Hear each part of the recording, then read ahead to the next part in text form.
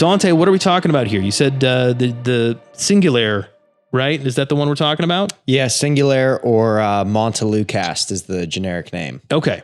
Should I just start with the article here? That's probably the right thing to do. I think that's good. All right.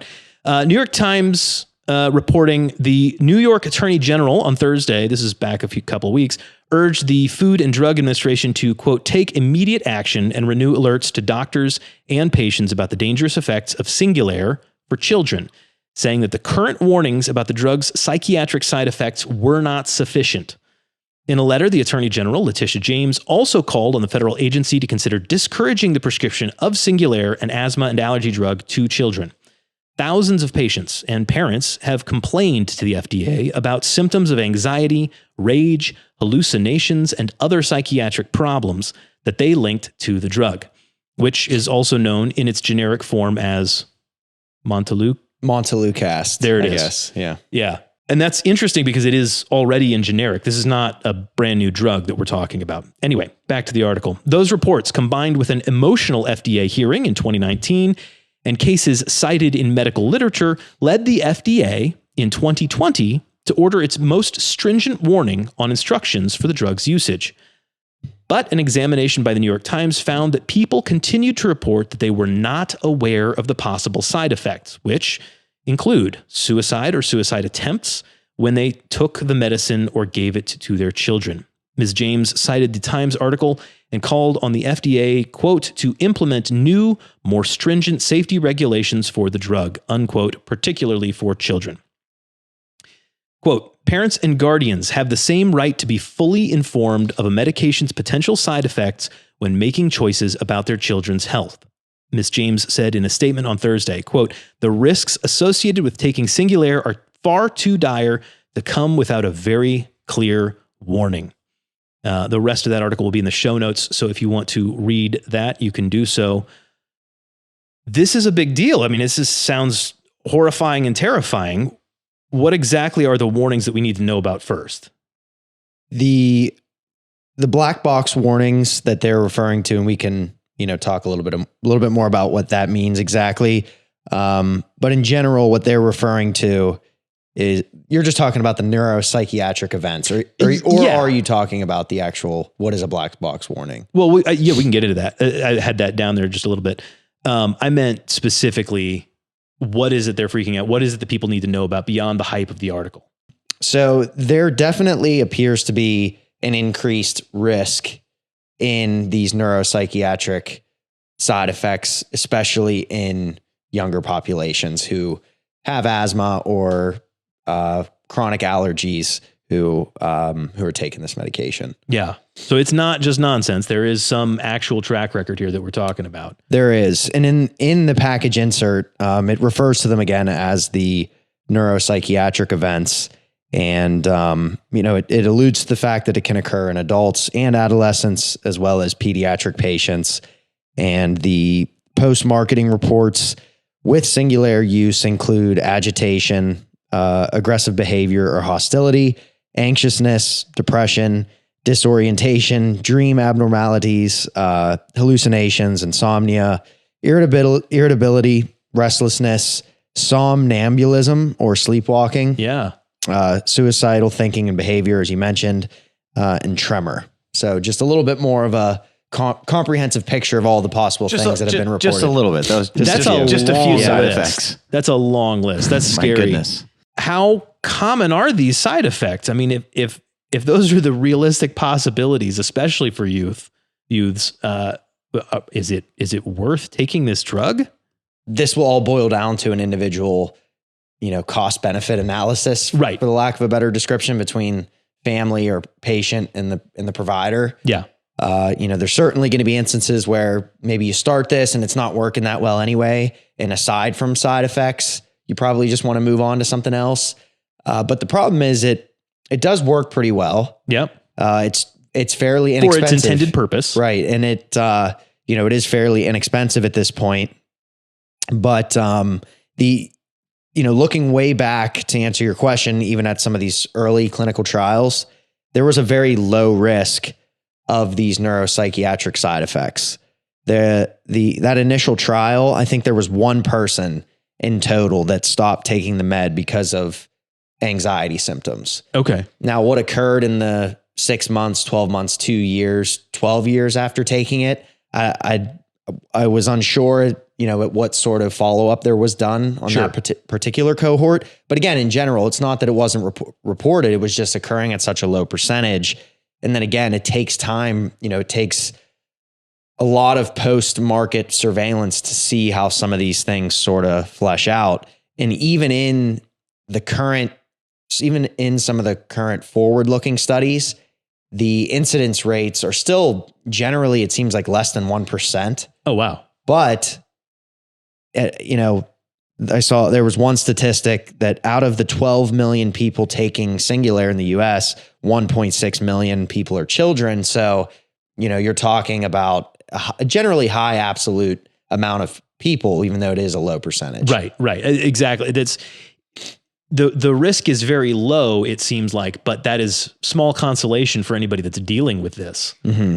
I think one thing that you touched on that's interesting, Singulair was approved as a brand medication in 1998, went generic in 2012. This black box warning didn't come until 2020. Yeah. So it just underscores the importance of long-term monitoring. One study I found from 2022, so even a couple years after the black box warning, 72,490 patients with asthma, and also 82,000 with allergic rhinitis were evaluated for neuropsychiatric outcomes. It's called the odds ratio. So basically, how many more people get this? The outcome that they're looking at, in this case, the side effect, was 1.1 in patients with asthma, 1.11. So that's an 11%. If you are taking the medication, you have 11% higher rate of having this outcome than a normal. Yes. So it was 1.11% in asthma, 1.07%. So it's technically a fancy way of saying 7% more likely in allergic rhinitis. They did find that anxiety was the most common, 1.21. So a 21% more likely outcome there for you. And then insomnia was second, 1.15. So that's a pretty large, long-term, study. And again, sometimes with this, these are statistical facts, but how you slice it, I think Dante touched on an important point of what's the absolute number, what's the percentage of those people. Right. Because when you say, well, there's an 11% higher chance, it can be, it really just depends.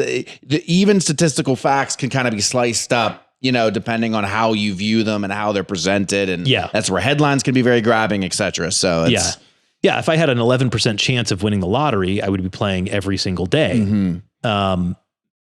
That's fast. Okay, so you mentioned and the article mentioned box warning or black box warning. What is that specifically?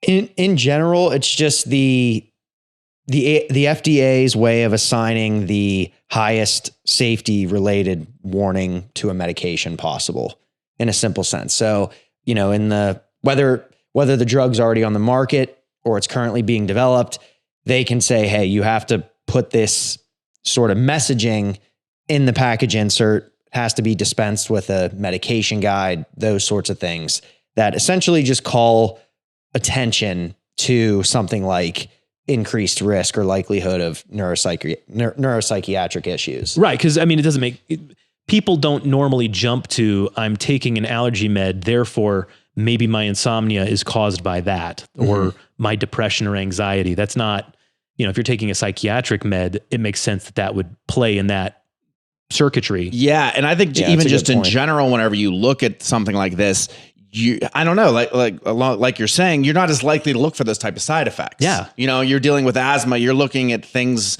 tangential or obviously immediately related to how these medications work, how medications that are used for that, like glucocorticoids, prednisone, et cetera, you're kind of looking, comparing in that world. Right. And this one is kind of out of the blue. And I think one other important thing though, to wrap up, box warnings, they can be added when a drug initially goes on the market. They can be taken away over time and they can be updated later. So I think it's just crucial to remember, that black box warnings, they're technically called box warnings, but they're kind of always framed in black, and they stand out from side effects. because you can get one of those, drug guides and side effect lists and print out from your pharmacist, look it up. There's going to be side effects listed and they want this one to stand out. So again, it is like Dante said, it's the highest warning.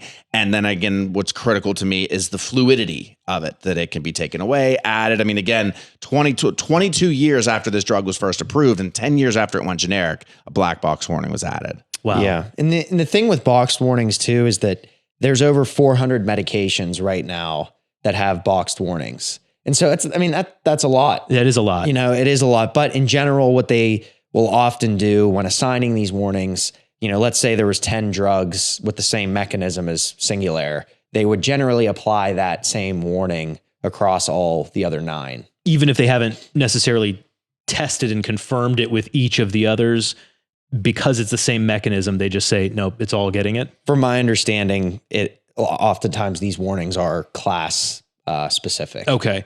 So. And I guess what you just said about 400 drugs, that makes sense, because in my mind, I'm going, if it's a substantial enough risk that it requires that kind of notification, why in the world is this drug on the market to begin with?